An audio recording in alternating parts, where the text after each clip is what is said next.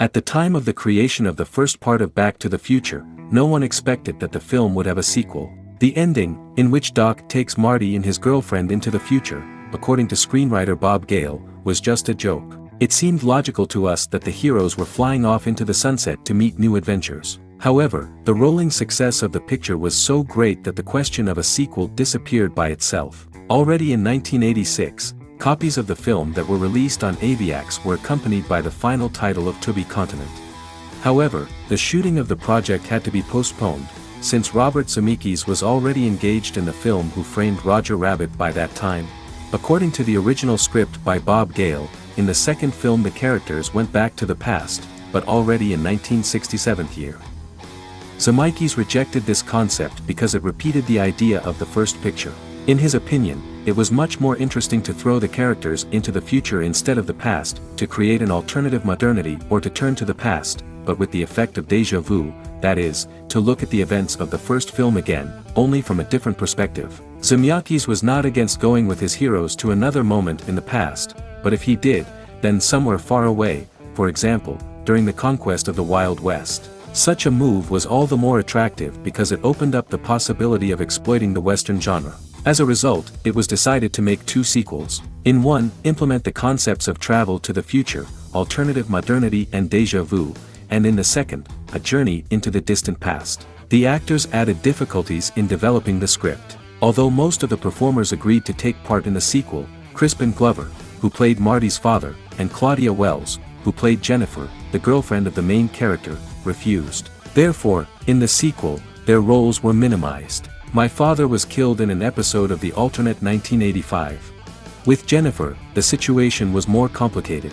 Lewis and Gale repeatedly regretted that at the end of the first part they put her in a time machine with Marty and Doc, because this made the heroine a necessary participant in the sequel.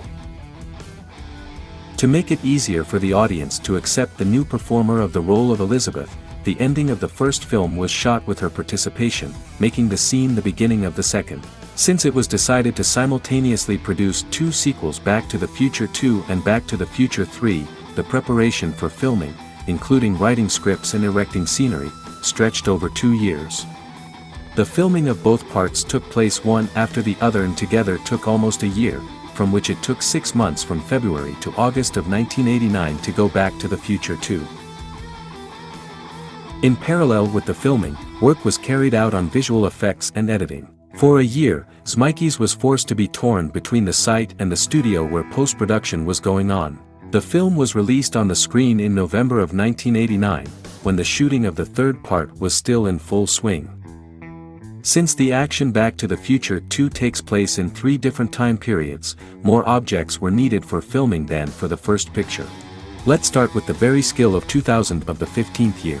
Davis wanted to get away from the image of the gloomy, hopeless Oriole future, which was popular at that time in cinema, which was teeming with chrome surfaces, smoke and traces of decay. This approach seemed to the author excessive and too simple. For this reason, the director did not involve the former production designer Lawrence Paul, in whose filmography Blade Runner was just listed. The new production designer Rick Carter was faced with the task of showing the future with optimism, creating a hill whale that has changed for the better. The authors did not seek to predict how the world will be transformed in a quarter of a century, although they turned to the research of futurologists. According to Zemeckis, we didn't want to guess the future, we wanted to have fun on the set and interest the viewer. It was important to show the space of the future transformed, but at the same time recognizable. To do this, the creators followed the principle of 15 by 85, that is, the basis or 85% of the object should be recognizable to the audience, and 15% of the details should be new. The future is built on the past, says Carter, and in most sci-fi films, the space looks like a designer came and created everything from scratch. But that's not how the world works. Following this idea, the authors recreated Hill Valley Square almost the same as in the first film, but added more progressive design elements. It was decided to abandon completely glass or metal buildings popular in science fiction. The park with a pond on the square was made not only because the plot required it, but also because, according to Carter's plan, the people of the future are aware of their responsibility for the environment and ecology. By the way, an artificial pond with an area of 20 by 25 meters has become one of the most difficult elements of the scenery. It was created in just a couple of weeks immediately after filming the scenes of the alternative 1985th year. The space of the second act of A Different Modernity was filmed mainly in the small cities of Los Angeles, in the Pasadena, Monroe, and Wilmington areas. The role of the Biff Casino is played by the Plaza Holland Casino in Las Vegas. In general, the space of the alternative 1985th year, due to light, shadows, glare, reflective surfaces, they tried to give an atmosphere of noir, and neon signs, a kind of symbol of vice, became a particularly important element. With the third act of the film, where Marty and Doc get back to 1955, the difficulty was to recreate exactly the world that was made by the authors in the first part. According to the operator Dean Candy, if in most cases you go back to your old job to redo it. Here we came back, because for the first time everything was done exactly as it was needed. I had to return literally. For example, school dance scenes were filmed in the same place as 5 years ago. The difficulty of creating costumes for the futuristic part of the film was that Smikey's basically refused any references. As the artist Joanna Johnston tells us, Bob's concept was not based on anything, we had to create everything from scratch. Almost the only installation was that the costumes had to be dimensionless. A simple push of a button adjusts the jacket, boots and everything else to the person they are wearing. Such an effect was created with the help of dozens of transparent scaffolding, which pulled the assistant behind the scenes. Moving away from the traditional metallic style in science fiction, Johnston made costumes in bright colors, experimenting with different types of fabrics and materials. Doc's transparent plastic tie, invented by her, is especially noteworthy. As for the choice of colors of the costumes of the main characters, Johnston often beat the combinations found in the first film. For example, Marty's futuristic suit is similar in colors to what we saw earlier: blue jeans, a red and black jacket, white sneakers. In addition to costumes for the main characters, more than 150 costumes for the extras were created. The snag in creating costumes for the third act was the reverse, not in the need to create something new, but in the exact reconstruction of what already existed, that is, costumes from the first part. Almost all the costumes were not preserved or were not found, and they had to be sewn again. It is also curious that not only costumes and interiors were created, but even former extras actors were invited for the dance scene.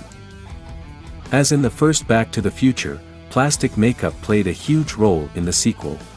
If earlier the characters in Leah Thompson, Crispin Glover and Thomas Wilson had to be aged by 30 years, now by 60.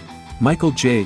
Fox tried on plastic makeup for the first time, but for two characters at once, the aged Marty McFly and his daughter Marlene McFly, it took 4 hours to apply each version of makeup, which Fox calls not the most pleasant experience in life.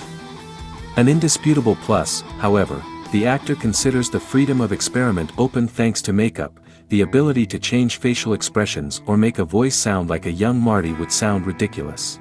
The most difficult thing in terms of makeup was Thomas Wilson, because the scenes with the elderly Beef and the young or with the elderly Beef and his grandson Vulture were always shot in one day. The actor made up early in the morning before filming, appeared in the image of an old man, then took an hour and a half to remove makeup and Wilson played young characters. Plastic makeup also helped make Jeff Weissman indistinguishable from the retired Crispin Glover. A separate topic is cars in the film. Most of the cars are futurized Ford, BMW, Jeep and Citroën models. Some cars have been changed quite a lot, for example, a Citroën Dis, converted into a taxi of the future, in which an elderly Beef tracks down the main characters. Others were only slightly tweaked, for example, Volkswagen Beetle changed only the wheels, but something on the contrary was created from scratch, for example, a police car. The main character of the DeLorean trilogy in the second part has also undergone minor changes. His reactor changed, and the wheels began to turn out into a horizontal position during flight. Like many films behind Makeys, Back to the Future 2 became an important milestone in the history of special effects, as well as a challenge for George Lucas Industrial Light Magic, who worked on the first part. One of the most important effects concerns the Vista Glide technology.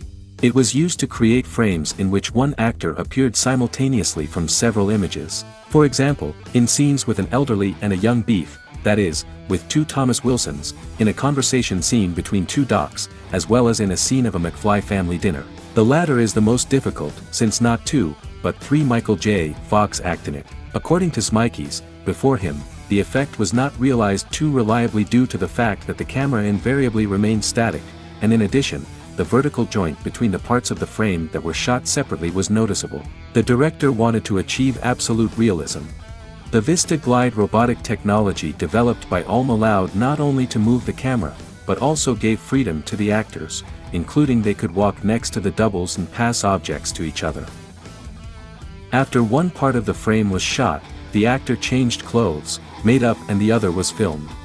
For dialogues, the performer wore headphones in which a previously recorded soundtrack was played, to which he reacted during the game. Ulm's other achievements include a holographic shark advertising the movie Jaws 19. It was made by computer animation.